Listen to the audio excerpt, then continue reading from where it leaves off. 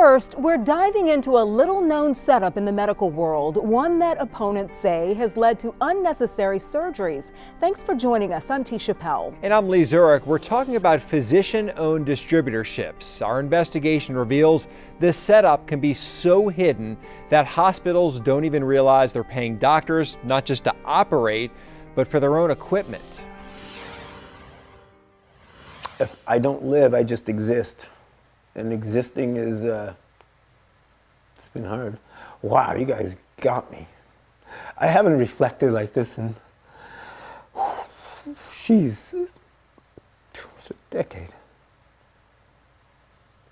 It has broken my heart, not my spirit. In a way, a doctor broke the lives of these two men. Anger is just almost uncontainable at times.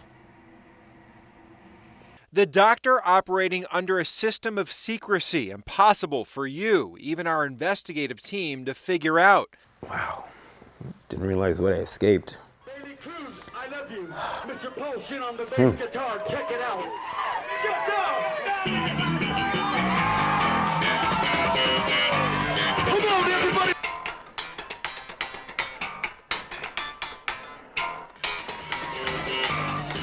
This used to take up much of Paul Shin's time until the rock and roll musician tore some cartilage in his knee.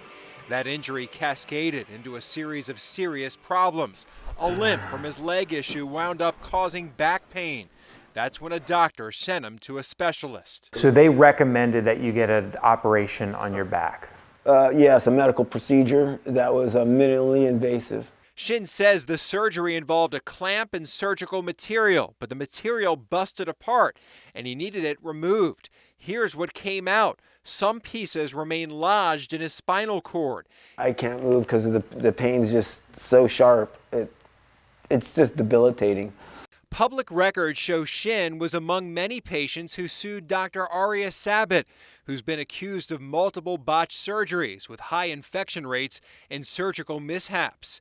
Kevin Reynolds also sued after his mother died. She was a beautiful lady, heart of gold. Reynolds says he signed pre-op paperwork for a 1 or 2 level spinal fusion. He took it upon his own accord to do more levels.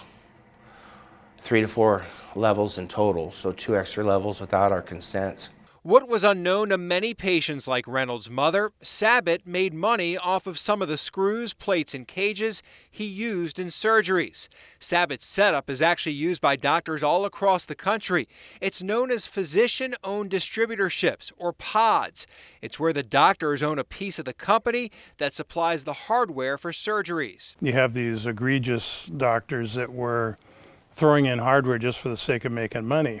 Neurosurgeon Scott Lederhouse once served as president of the Association for Medical Ethics. He says by using their own company's hardware, doctors can make 2 or 3 times more money per surgery. Most of the doctors keep it in a stealth mode where they just will keep quiet about their involvement in the pod, making any money on the implants they put in. Right now, it's almost impossible to identify where pods are operating, even though they're required to publicly report ownership through a federal program called Open Payments. When we analyzed the most recent federal data, we only found 24 likely pods.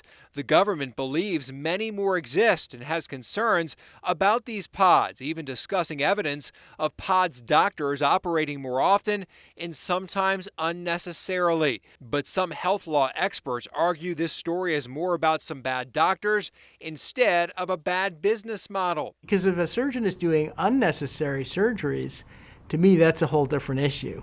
Having nothing to do with what they own, that's a problem in and of itself. You know, that's analytically a different question. But even this proponent of pods agrees there should be transparency when doctors profit off the hardware they use in surgery. This type of stuff wasn't disclosed, and it's not, I hate the word transparent in the medical field because I didn't experience any of that. Kevin Reynolds has taken his frustrations to Capitol Hill, testifying in his mother's memory, begging the government to step in and create rules for doctors that force disclosure and eliminate the ability to operate for profit. It's getting bigger. It's getting more prevalent. What are we going to do? What are they going to do? What is anybody going to do? Court records show his mother's surgery was one of more than 375 Sabbath performed at a California hospital. Sabbath then resigned and went to Michigan, where more accusations piled up. And in 2015, he pleaded guilty to healthcare fraud. A federal judge sent him to prison for 20 years. One step meant to force more transparency in reporting. The government changed the rules in 2022, requiring pods to clearly use that label in federal records.